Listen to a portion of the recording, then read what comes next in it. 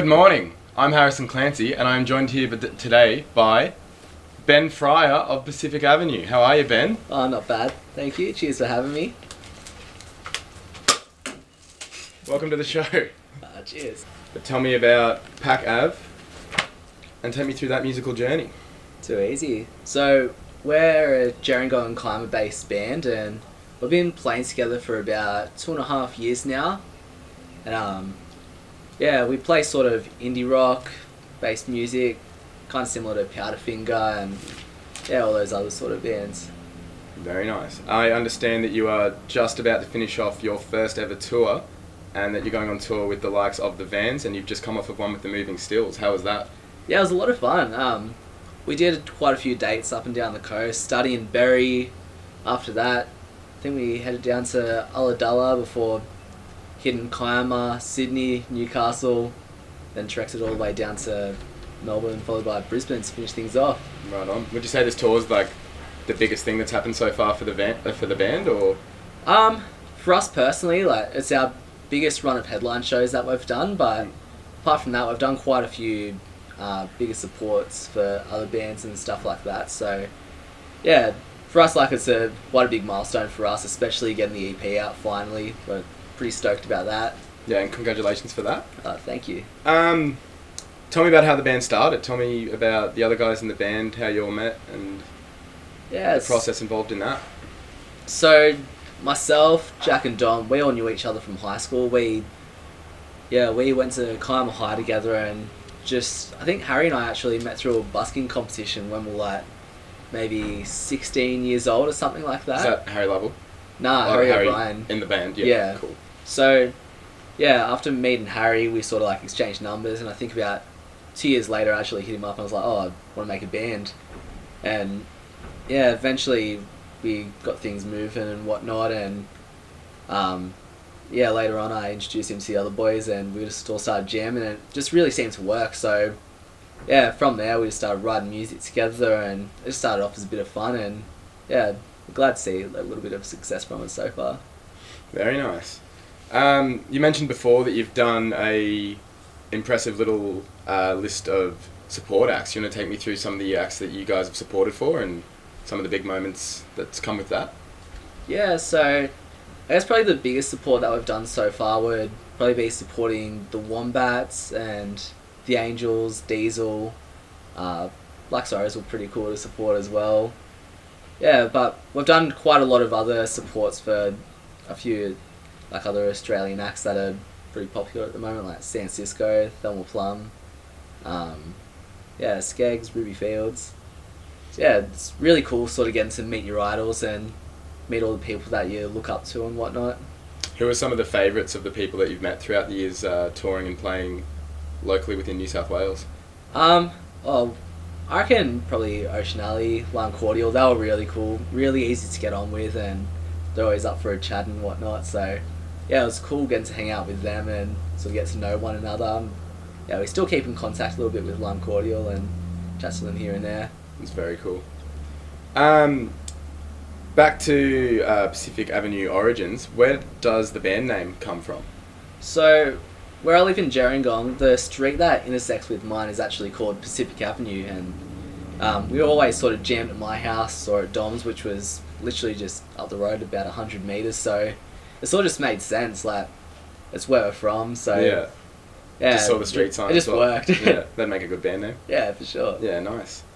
Something I've been thinking about a lot recently is the music culture within New South Wales, and how there's kind of a little bit of a culture of oppression being placed on that through policies being introduced by the Liberal government, which is kind of counter-intuitive with Wollongong, because I feel like Wollongong is this hub of just like great new bands are emerging all the time. There's the likes of the Tin Knees. They've just been recently played on Triple J. Dribs has done the same, just released a new EP as well, and they're slowly but surely gaining attraction within the broader scope of the Australian music industry. How do you feel about the current state of what's going on in New South Wales for music, and how that's going to affect Wollongong?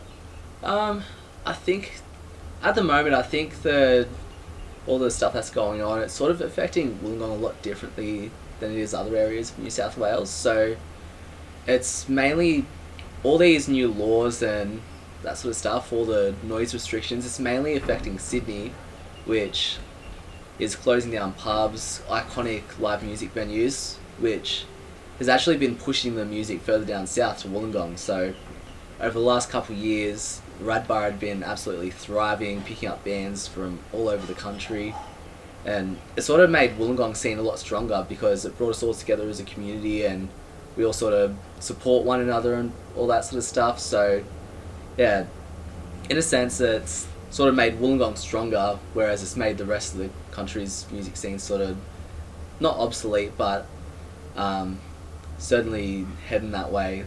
We're losing a lot of the best venues in the country. Yeah, have you seen that the recent news that festivals such as Splendour in the Grass and Falls Festival are actually looking at planning on moving out of New South Wales because of these strict new rules and regulations? Yeah, I saw that. It'll be so sad to see those festivals go because the current venues that they're at are absolutely amazing. I think I went to a Falls Festival about 2 years ago, and it was probably one of the funnest festivals I've been to. Really well run, really well organised, and from what I could see when I was there, it needed no change whatsoever.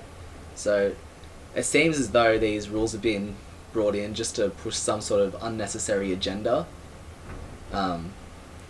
Yeah, I was also a Lost Paradise when everything went down with the death, and it was quite sad to see that. But yeah, I think they've sort of taken the wrong approach, and I don't think that over policing would have helped in that case. I think what would have helped more would be more attention on the medical side of things, say more ambulances, potentially pill testing and that sort of stuff.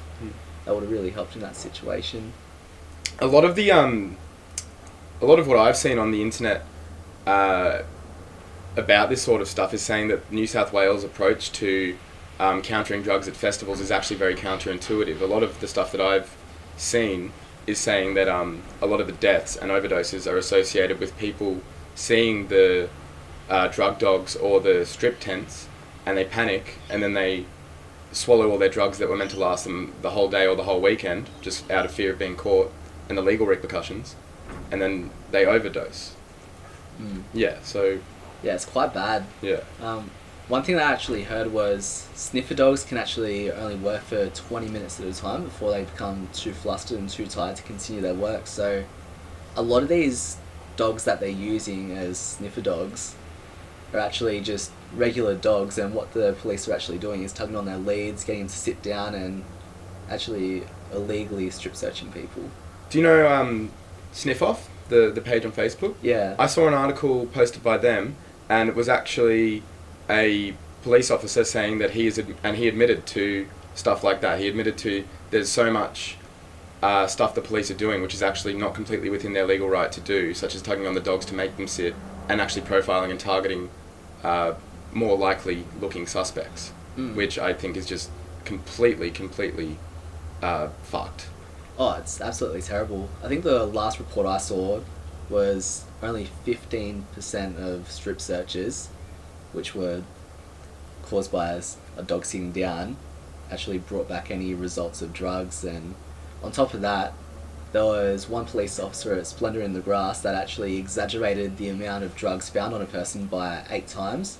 So I think they found it was 1 or 2 pills, and they said that they found something like 3.04 grams on them, which is a trafficable amount. So once that person actually goes to court, instead of being let off with, say, a Section 10 for only having 1 or 2 pills on them, they could be done as a dealer because of that falsified information by the officer. It's very counterintuitive, and I'm really upset with what it's actually doing to the culture. It's very, very oppressive.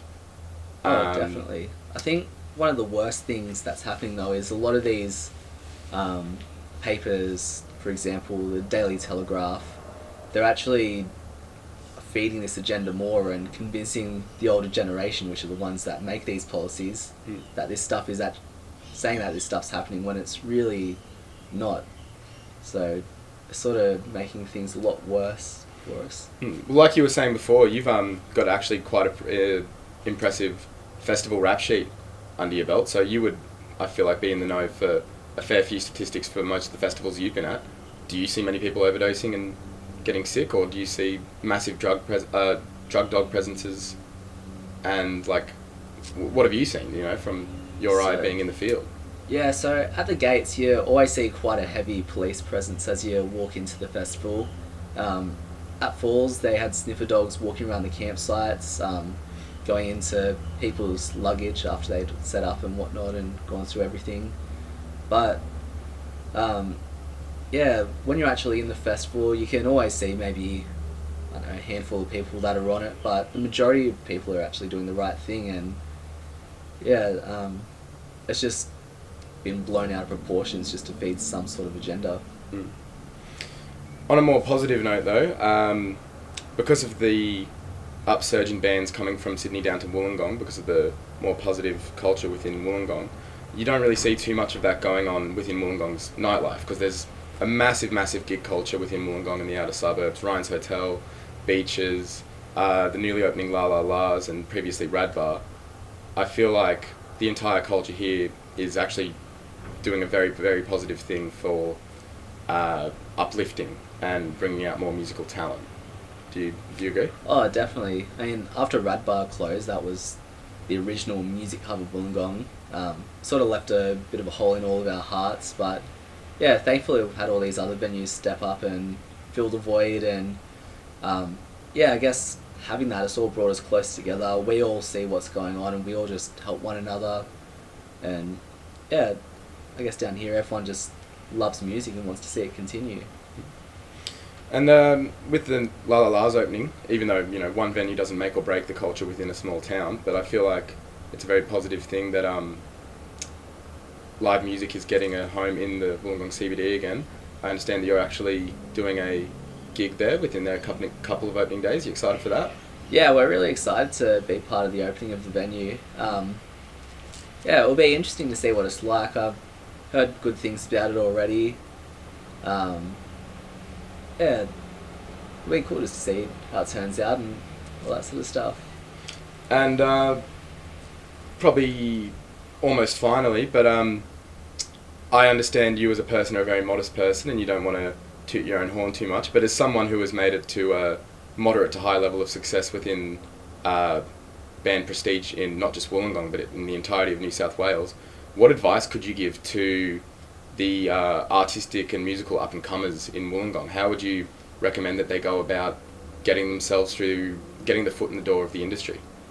I think the best thing that you can do is just reach out to anyone and everyone. So look for venue owners, promoters, other bands are a really good start. So if there's a band that you really like that you see are sort of getting a bit of success from themselves, reach out to them and I'm sure they'd be more than happy to throw you on one of their lineups. And yeah, best thing you can do is just put yourself out there and make yourself known. Cool. I think that about summarises. Unless you've got anything else you want to add. I think that's just about everything. Cool. Let's cut it. Do you mind finally though if actually one sec.